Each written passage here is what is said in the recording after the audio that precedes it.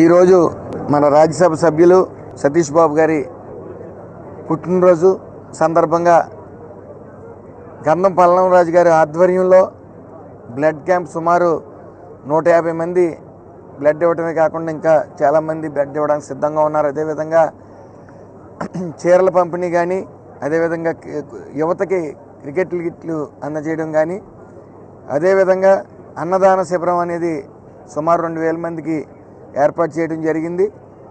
ముఖ్యంగా సతీష్ గారు మమ్మల్ని ఎప్పుడూ సక్రమమైన మార్గంలో, యువతను అందరినీ కూడా సక్రమమైన మార్గంలో నడుపుతూ, అలాగే ముఖ్యంగా నాకు ఈ తెలుగుదేశం పార్టీకి వచ్చిన తర్వాత ఆయన ఒక గాడ్ ఫాదర్ల ముందుండి మరి ఎలక్షన్ అన్నాళ్ళు కూడా నన్ను గైడ్ చేసి ముందుకు నడిపారు.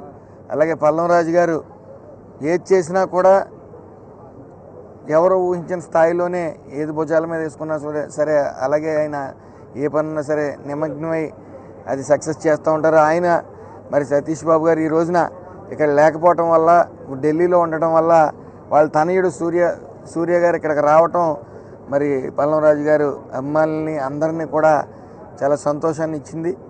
మీరు అలాగే సతీష్ బాబు గారు నిండు 100 ఏళ్ళు మమ్మల్ని గైడ్ చేస్తూ తెలుగుదేశం పార్టీలో ఒక కీలక వ్యక్తిగా మరి చాలామందిని కొత్తగా వస్తున్న యువతను అందరినీ కూడా రాజకీయం వైపు మలిచి మంచి మార్గంలో ఉండేలాగా ఆయన చూస్తూ ఉన్నారు.